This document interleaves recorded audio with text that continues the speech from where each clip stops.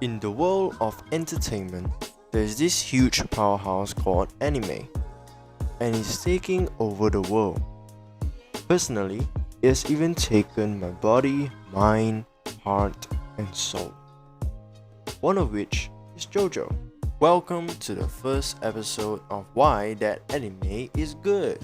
If you have not watched the anime yet, no worries, there will be no spoilers in this video, and this video is strictly on JOJO anime and not the manga. Side note, there are timestamps in this video if you want to skip the introduction to JOJO. Enjoy! What is JOJO? Is it brainless memes and countless dumb references? Yes, but no, but yes. What I'm saying is, JOJO isn't just about the memes and references, and also about the storyline and characters. JOJO has different stories from part 1 to 5 with different protagonists being the main focus of the anime. All the parts involve the protagonist solving mini puzzles and reaching the end goal of beating the antagonist. From traveling to Egypt to moving up the ranks in a gang society, the stories are completely different in each part. Fighting. There's a lot of fighting too, and sus vibes. So if you're into that, then you're in luck. As a strict anime-only person for now, I'll try my best to tell you why you should watch JOJO, starting off with character design. First of all, it's not because I'm physically attracted to the men in the anime, even though that's 80% why I watch the anime. It's the uniqueness of the character design and storyline that drives me to watch the anime. Number 1. In the anime, for most of the parts, the protagonists look really buff and have chiseled designs that are not found anywhere else. With part 1 and 2 with Jonathan and Joseph Joestar that I feel were the biggest of the JOJO protagonists, with high similarities of Feast of the North Star. Part 3 with Jotaro, which was a little smaller but in Japanese culture, big as hell. With the only exception of part 5 with the skinny looking Giorno Giovanna. This breaks the stem of shorter anime characters, and I love it. The only thing that has not changed in all the parts is the chiseled and sharp drawing of these characters. This design is the trademark of JOJO, and if you see anywhere else, you'll be always reminded of JOJO. One example of this is the JOJO reference from No Game No Life, where even without the menacing text, you will still recognize the JOJO reference. Of course, we have to give the credits to Araki, the god himself, who designed these awesome characters. The clothing that these characters wear are also very unique, and to be honest, I would never wear them outside, but I would definitely admire them all day every day, displayed in my room. These designs are often overlooked and should be one of the main reasons why JOJO is so great. Number 2. It is a unique shounen.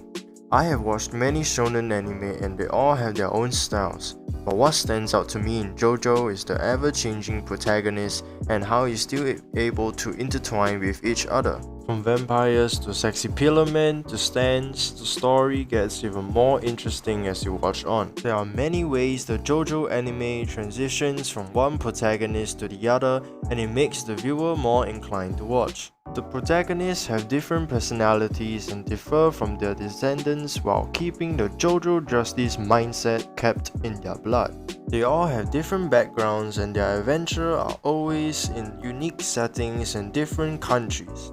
Stands are also very different and they show their true self and their personality.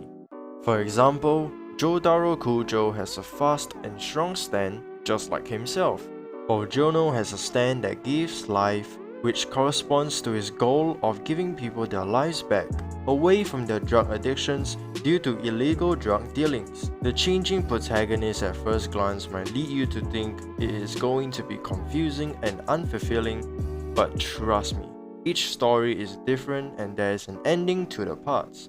The stories, though different, are linked, but only some have continuity while others are completely separate.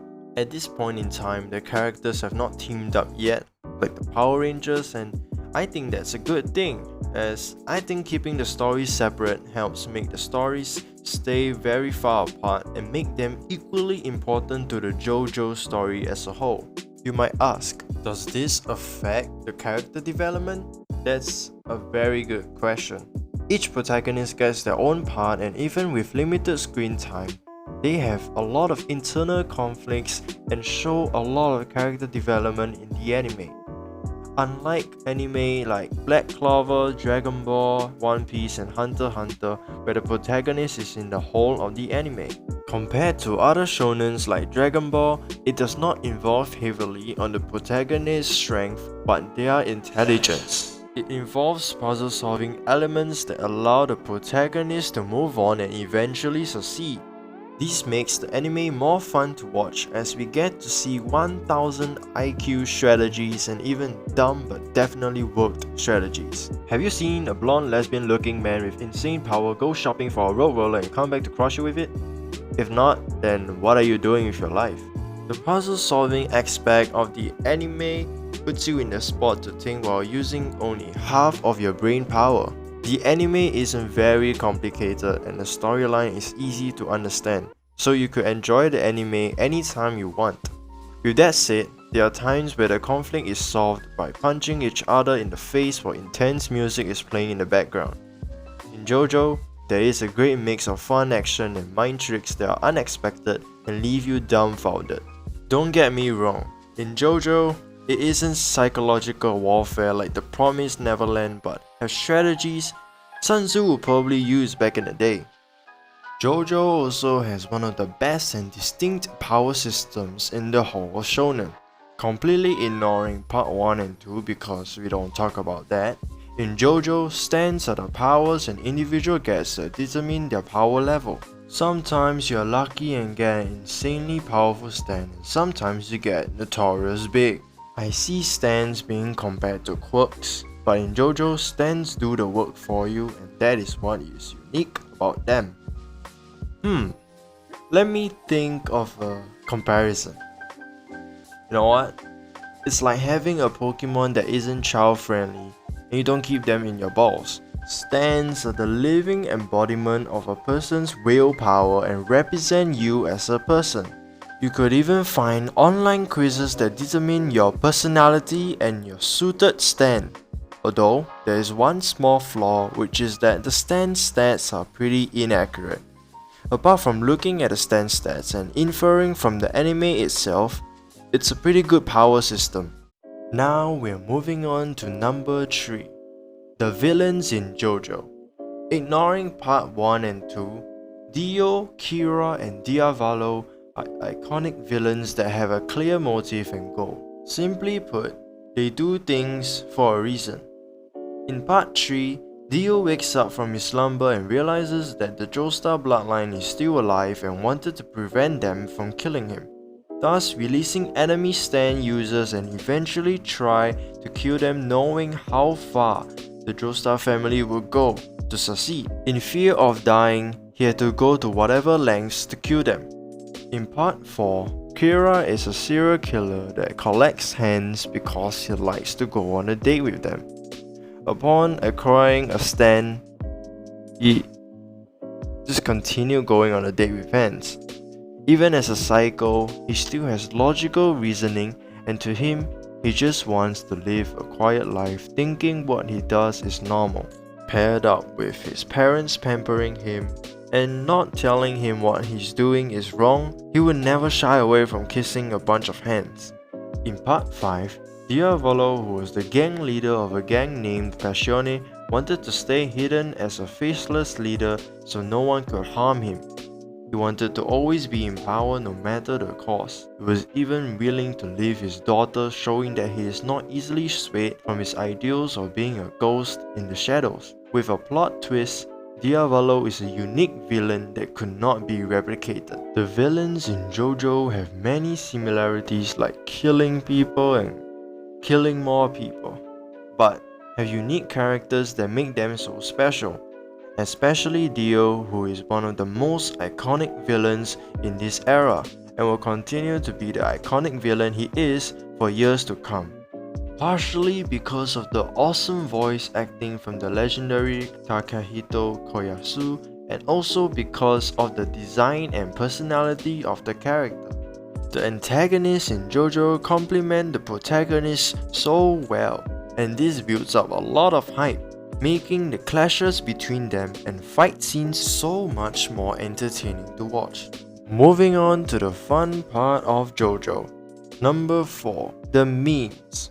For those of you living under a rock, these are memes and these are JoJo memes. Majority of people use JoJo memes and they don't even watch the anime. And those that watch JoJo often cringe at the memes. Memes and constant references have boosted the popularity of the anime and manga and has brought JoJo to the next level. If the anime brings both hate and immense love from the community, you know you have done well, and JoJo has done exactly that. Even I was curious why people had a blonde muscular looking guy T-posing all the time. Even without the viewer's intervention, the anime understands the jokes and the anime itself creates memes. I don't find this anywhere else when the anime fully embraces the meme it is and uses it to their advantage to let us relate to the anime even more. I want to be a muscular guy that's smart and can joke around. I want to peek through a keyhole and... Wait, never mind. For the final reason why JoJo is an anime you should watch, number 5, awesome music. Have you heard of You Say Run or Grunge? These are the two most popular hype up the anime and anything I'm doing songs. In JoJo, every part has that. From part 1 and part 2, Bloody Stream, part 3, Departure, part 4's main theme, and lastly, Nella Shiniera. Of course, we are talking about Il Vento Dodo, if that's how you pronounce it. All these themes either hype up the anime, being an opening or play during fight scenes to make me want to be a JoJo character and have this background music whenever I do something cool. I think JoJo has one of the best OSTs of all anime, and I mean it. Just have a listen and you'll know what I'm talking about. To wrap up the video, thank you so much for watching if you stayed. If you have not and you skipped to the end, thank you so much for skipping to the end, and I hope that you enjoyed this video. I also hope that after this video you will give JoJo a try if you have not, and if you had already watched the whole series, let's go man. Be JoJo fans. That was kinda cringe, but you know what? Doesn't matter. If you want more content like this, please subscribe and leave a like, and I'll see you next time. Bye bye.